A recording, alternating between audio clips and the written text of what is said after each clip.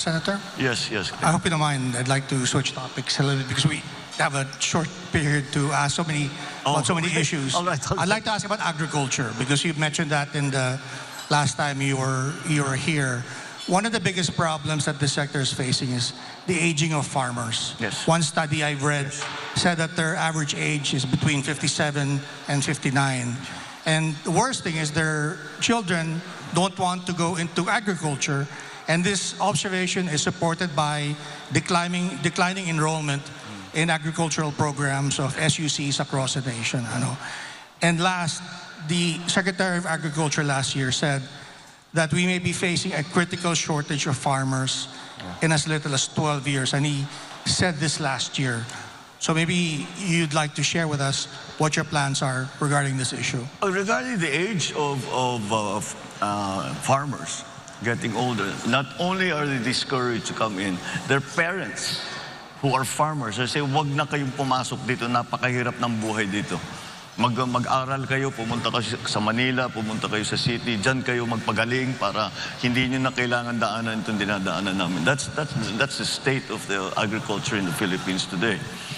As a general rule, as a general concept, I think we have to really shift already from what is essentially still mom and pop operation and talk about agribusiness and talk about the industry of agriculture. And there are many things that we need to do to achieve that, to get to that point. See, let's go back to the issue of the age of our farmers and the young people who are not going into agriculture.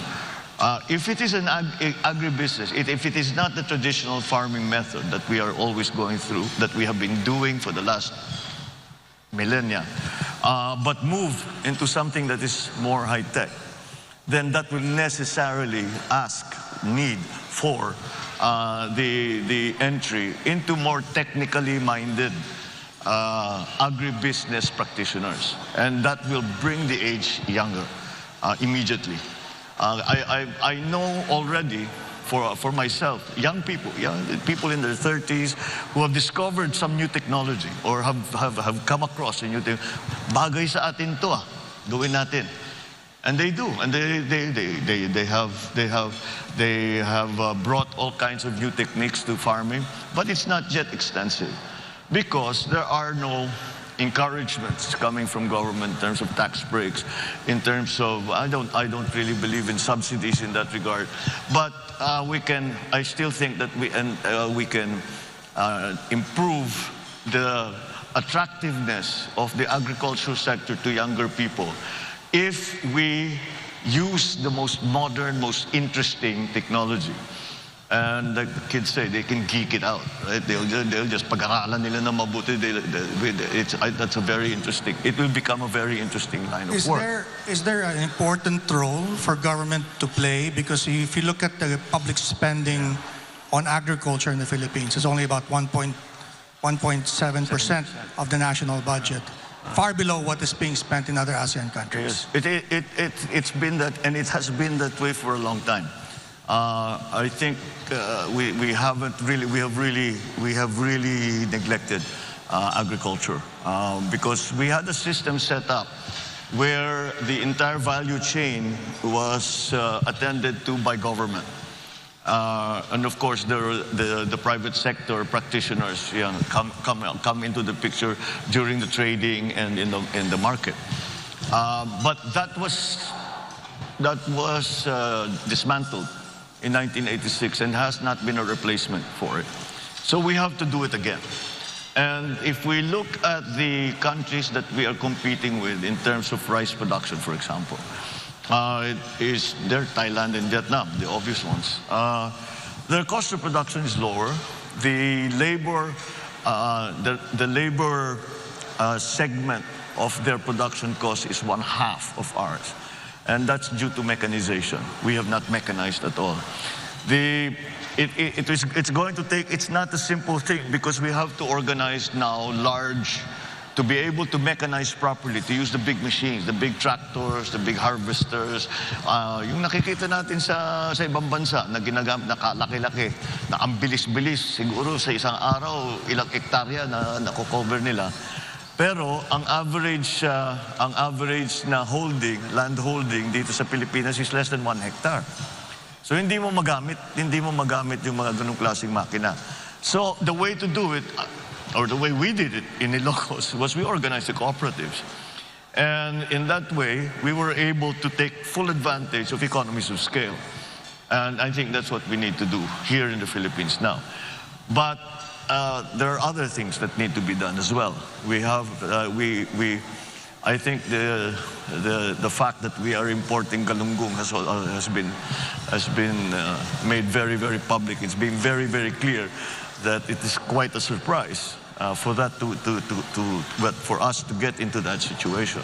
But again, it really comes from a neglect in the agricultural sector. So the things we have to do the research and development for the new varieties, for the new yung nag-aalaga ng hayop, paano yung gagawin yung pagkalat ng mga inahin.